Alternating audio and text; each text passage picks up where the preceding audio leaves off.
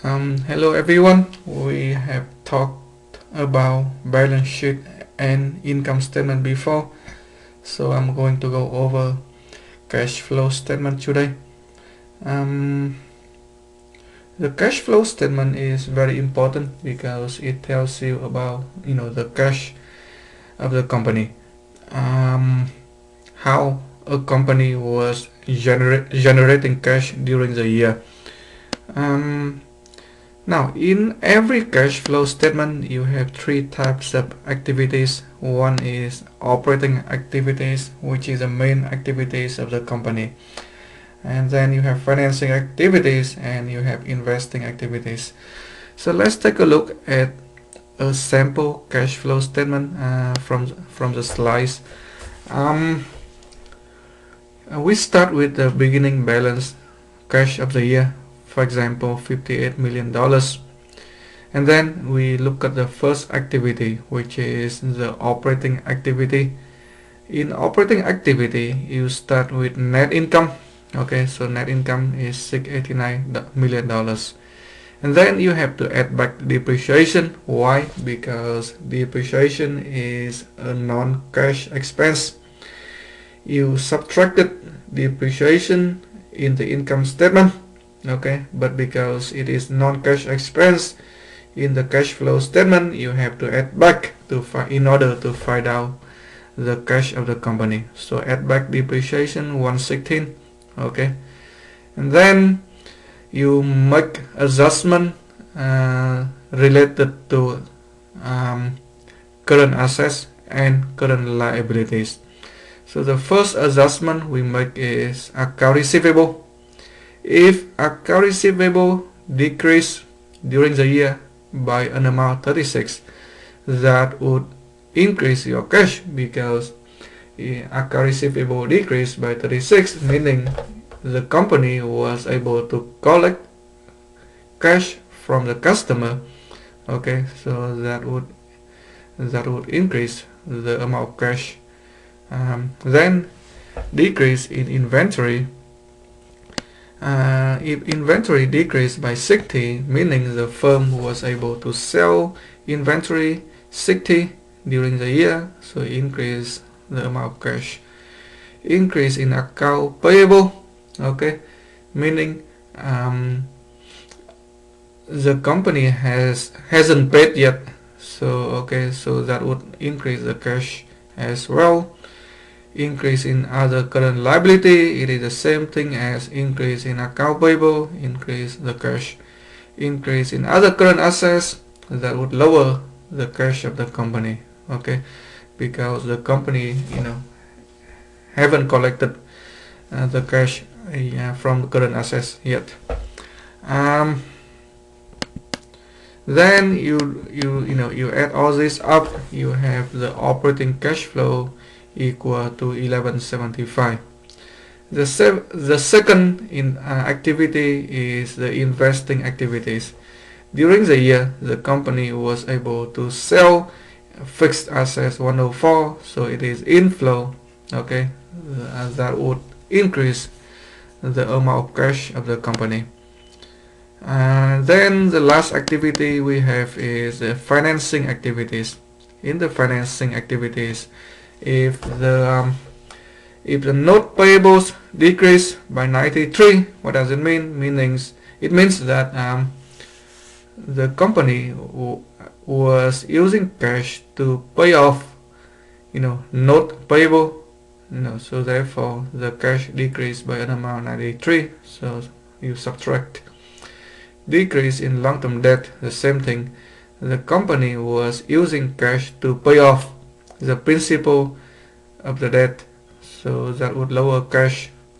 Decrease in common stock, the company was using cash to buy back shares, so that would lower cash. Using cash to pay dividend, so that would lower cash as well.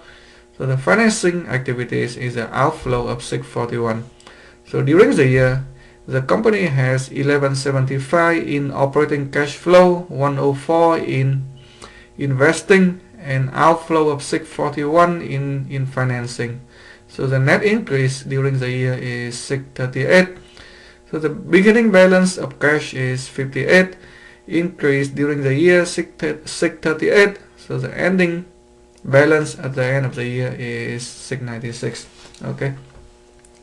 So that is an example of a cash flow statement. The next thing in this chapter is we are going to talk about how to analyze the financial statements. Okay, it's very important you understand balance sheet, you understand income statement, you understand cash flow statement. But the question is, how can you use the financial statement to analyze the company? Okay, so it is important that you need to know how to calculate the financial ratios. We have a lot of financial ratios, okay, but they belong to 5 categories. The first category is liquidity. Okay, tells you about the short-term assets and the short-term liabilities of the company. The second is the financial leverage. Talk about the long-term capital of the company. Next is the asset management or turnover. It tells you about the efficiency of the management of the company. And then profitability ratios tells you about how profitable the company is. And then the last category is the market value ratios, which tells you about how the investors in the market think or view the company. Okay, so let's take a look at the first category, liquidity. Well, liquidity, very simple. It simply tells you tells you about the ability of the company to use current assets, which is short-term assets, to cover current liability, which is the short-term liability. So I am using the example on the slide. You have balance sheet right here and you have income statement, okay, right here.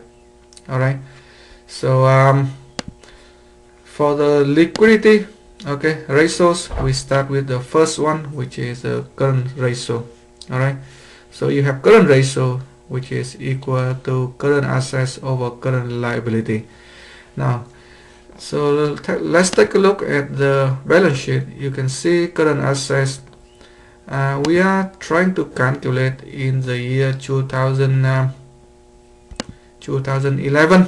Alright, so current assets in the year 2011 is 2256. Okay, you can see that here. So we are trying to calculate all the ratios in the year 2011. Alright, and the current ratio is equal to current assets over current liability, and this is current assets. You know that it is 2256, and current liability in the year 2011 is 1995. Okay, so 2256 over 1995 equal to 1.13 times. Now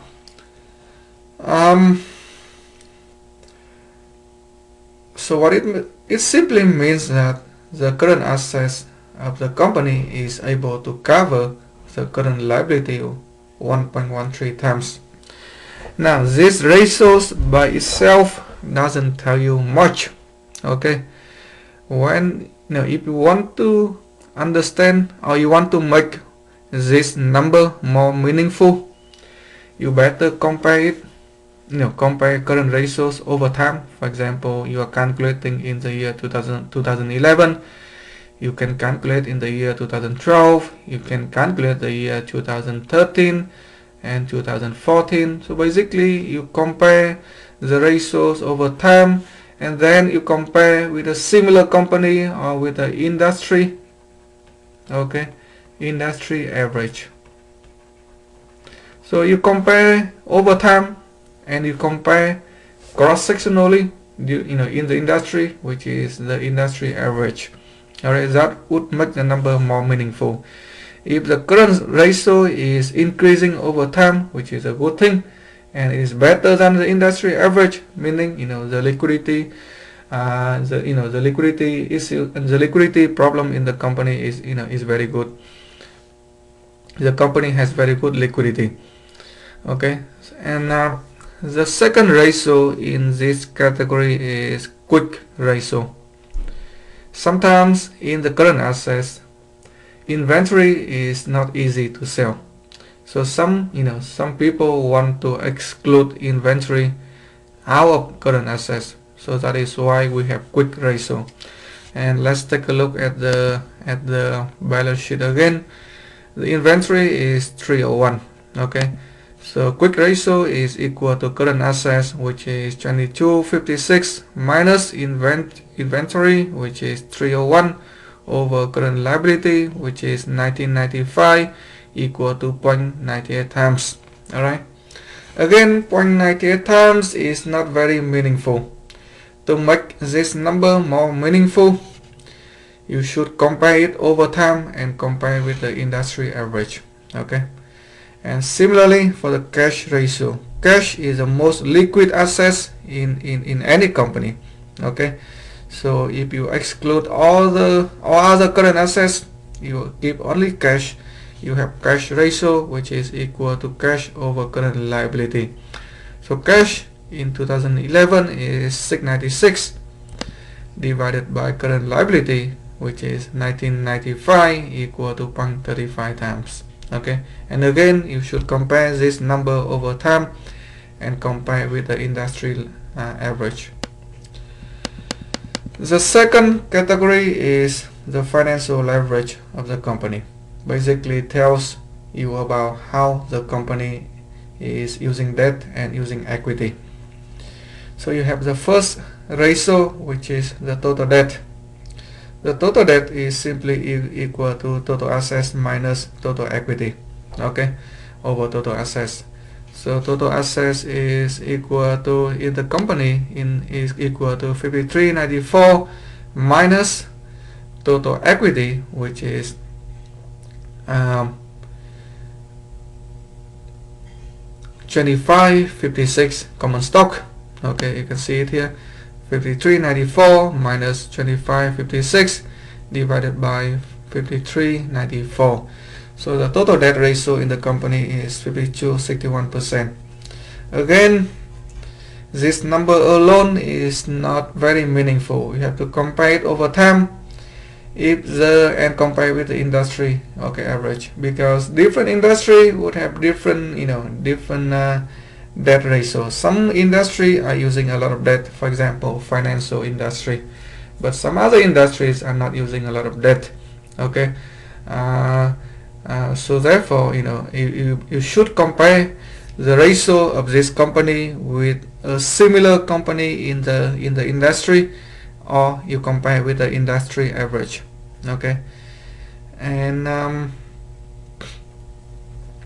you compare, and the debt equity, which is simply equal to total debt over total equity, and you have equity multiplier. Okay, equity multiplier, basically it is equal to assets over equity. Alright, if assets over equity, you know that assets equal to debt, total debt plus total equity. Okay, and so therefore the equity multiplier is equal to 1 plus the debt equity ratio. Okay, so equity multiplier, it has another name, which is financial leverage. So if people talk about financial leverage, it is the same thing as equity multiplier.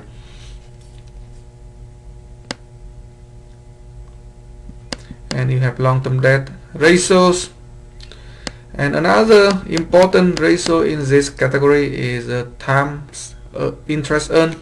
Okay, it is a ratio TIE, tie ratio. Okay, it is equal to EBIT, which is the operating income over interest. Okay, so it tells you that how many times the income from the main activity of the company can cover the interest expense. So EBIT, you look at the income statement. Okay, you look at the income statement right here, 1138, interest expense is only 7, so it is equal to 162.57 times. Now it looks very good number because you have a lot of operating income to cover interest expense. Alright, so it looks like that the company doesn't have a lot of interest expense. However, to make this number more meaningful, okay, you need to compare it over time. Alright, so if this number is increasing over time, then it is a good thing, I would say. And you need to compare with the industry average. If this number is higher than the industry average, then it is a good thing.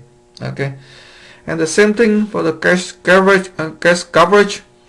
Basically, it is the same thing as the TI ratio, but except that you add back depreciation, because depreciation is non-cash expense. All right, you have to, in order for you to find out how much is the operating cash flow, you have to add back depreciation to EBIT. Okay, and the depreciation during the year is 116. So you have the cash coverage is 179.14. Now the next category we have is asset management. It tells you how efficient the management of the company is. The first ratio we have in this one is inventory turnover, alright, which is equal to cost of goods sold divided by inventory. It tells you how many times the company can turn over or can sell off inventory per year. So cost of goods sold, look at the income statement, equal to 2006 divided by inventory, which is looking at the balance sheet, which is 301. Okay, so 2006 over 301 equal to 6.66 times. So what it means is during the year the company can turn over inventories, okay, 6.66 times. And again, this number by itself does not tell you much. You have to compare it over time. So for example, this number is in 2011. You have to compare over time 2012, 2013, 14, and compare with the industry average. Okay, if this number is increasing over time, it is a good thing. Alright, if this number is decreasing over time, then it is not a good thing. And then from the inventory turnover, you can easily calculate how many days it takes to sell off inventory. So you have 365 days during the year, and during the year you are able to sell off 6.66 times. So therefore the number of days that it takes to sell inventory is 365 over inventory turnover equal to 55 days. So the company, it took the company on average 55 days to sell inventory. Okay, now so this is second, this is the third one. Receivable turnover. It tells you how many times, okay, it tells you how many times the company is able to turn over, okay, how many times per year the company is able to turn over account receivable. Alright, what does it mean? Turn over account receivable, turn into cash. Okay, so you have sales, which is 5,000 divided by account receivable, which is 956, so 5.23 times. So the company is able to turn over account receivable 5.23 times per year. And then you have the next item, which is how many days it takes to turn off account receivable, to turn over account receivable. So it is 365 over account receivable turnover, okay, so which is 5.23 equal to 70 days. So it takes the company on average 70 days to convert account receivable into cash. Alright, and the next ratio over here is number 5, assets turnover, What is assets turnover? It tells you, how efficient the company is using assets to generate sale.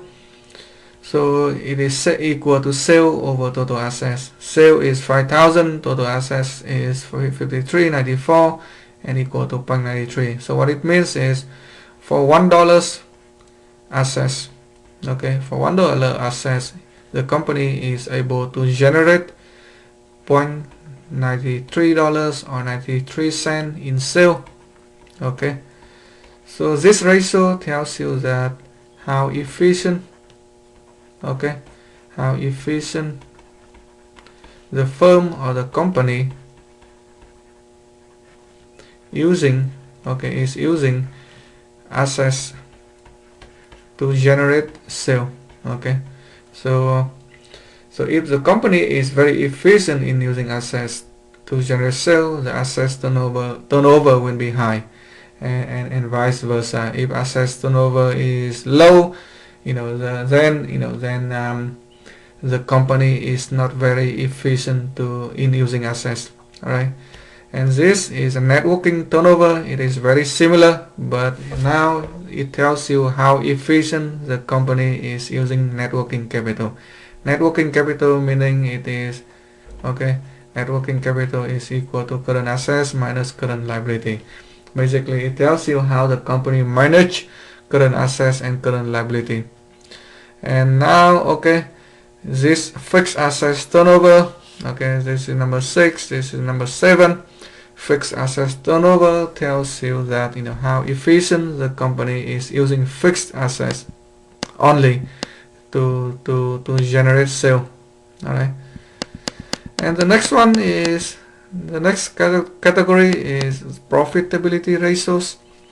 For the profitability ratio, you have, for example, profit margin equal to net income over sales. Alright, net income is 689, sale is 5,000, so profit margin is equal to 13.78%. The difference between net income and sale is basically all expenses, all costs and expenses. So profit margin tells you that how well, okay, the firm can control cost. Okay, cost over here means all types of cost, operating cost, financing cost, and everything else. Then you have return on assets, okay, which is net income over total assets. Net income is 689, total assets is 53.94. This is a return to whom? Return to creditors, okay, and return to stock holders, because assets is the money of both creditors and stockholders, but return on equity, it is a return only to stockholder, okay, because equity is the money of the stockholders. And so far we have talked about the how to calculate the financial ratio, to look at the performance of the company from inside, from inside point of view. But if you want to know how the market think about the company, you have to look at some market values ratio. All right, and there are two very important market value ratio, and the first one is PE. Okay, PE ratio is very common, very popular ratio.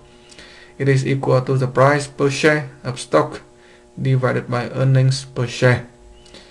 PE basically tells you that how much investors are willing to pay for $1 earnings of the company. Alright, now the stock price in the market by itself is not very meaningful. Alright, for example, stock price is $100. Alright, $100 doesn't tell you anything. $100 has to be compared with earnings. Okay.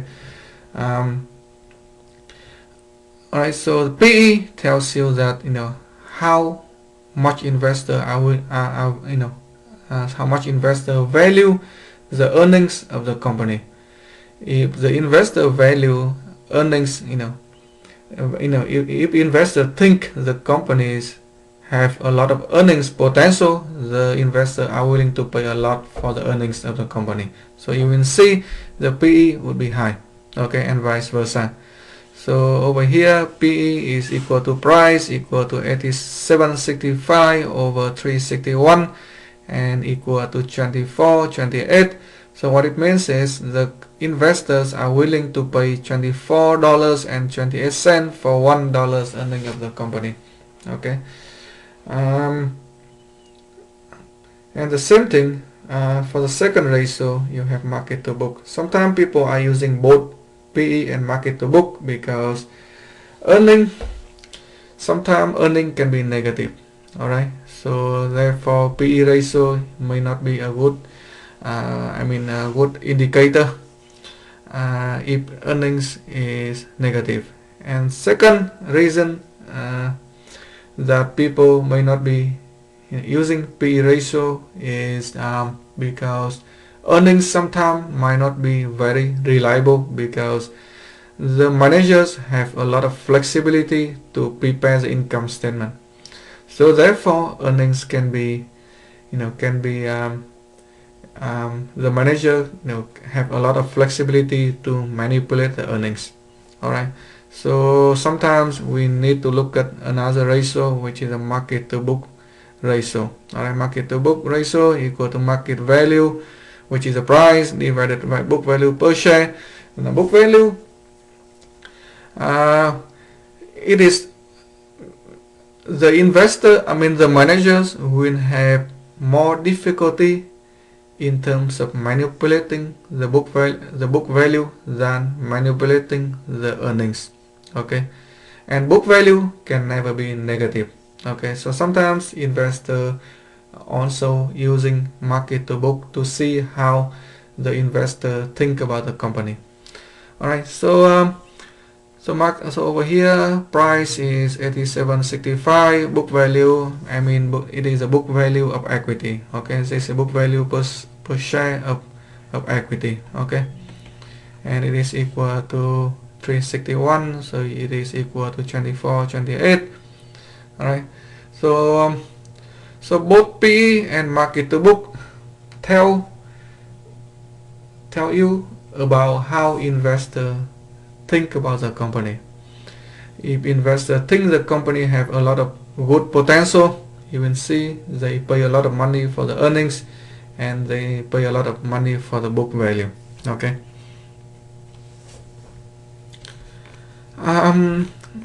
So the last thing in this chapter is the DuPont system or DuPont identity.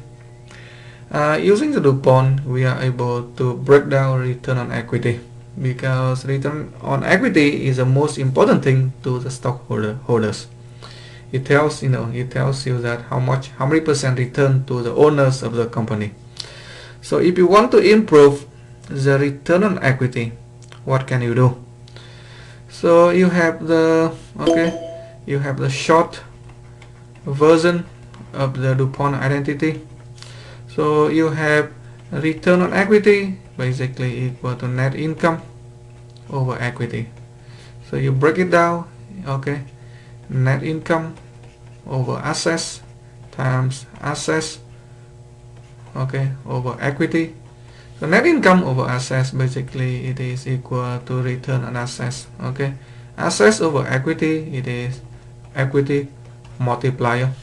Okay, so if you want to increase return on equity, you can increase return on assets or increase equity multiplier to a certain point. So both equity multiplier and return on assets could contribute to return on equity. So if the company has a lot of investment opportunities, meaning return on assets is high, then the company definitely need to borrow more money to increase equity multiplier.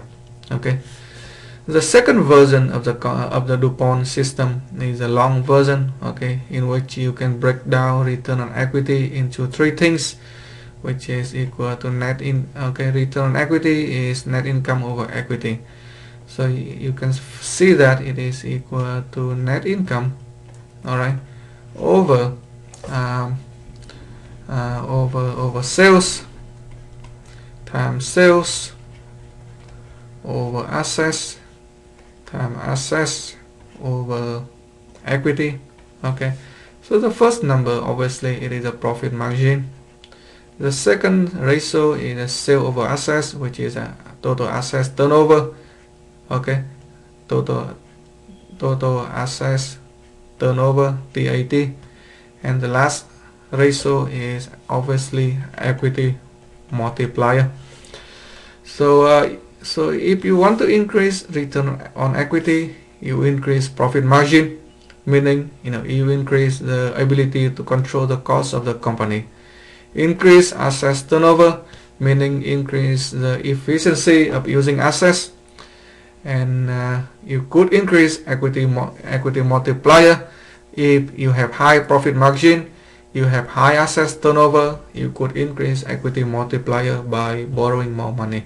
Okay, so the idea of the DuPont system is basically tells you that how you could improve the return on equity.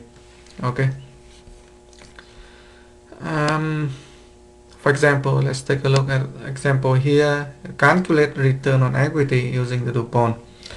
So you have sales equal to 8 million, profit margin 8%, current assets 2 million, fixed assets 6 million, net working capital 1 million, and long-term debt is 3 million. So using the DuPont system, okay, you have ROE, okay, equal to profit margin times total assets turnover times the financial leverage or equity multiplier. Okay, so profit margin here, you know that it is equal to 8%. Total assets turnover, okay, total assets turnover, basically it is equal to sales divided by total assets. So how do you know total assets in here? So you have current assets, which is equal to 2 million. You have fixed assets, which is equal to 6. So obviously the total assets should be equal to 8. Alright, so sale divided by assets, sale equal to 8, and assets is also equal to 8. So assets turnover is 1. Okay, 8% times 1. Equity multiplier, okay, equity multiplier equal to assets over equity. Assets, over here is 8. So what you don't know is equity. So how much is in current liability, long-term debt, and equity. Okay, so you have net working. How much is the current liability? You don't know, but you do know that net working capital is equal current assets minus current liability, and net working capital is 1 million, and you know that current assets is 2 million. So obviously current liability has to be equal to 1 million. So this equal to 1.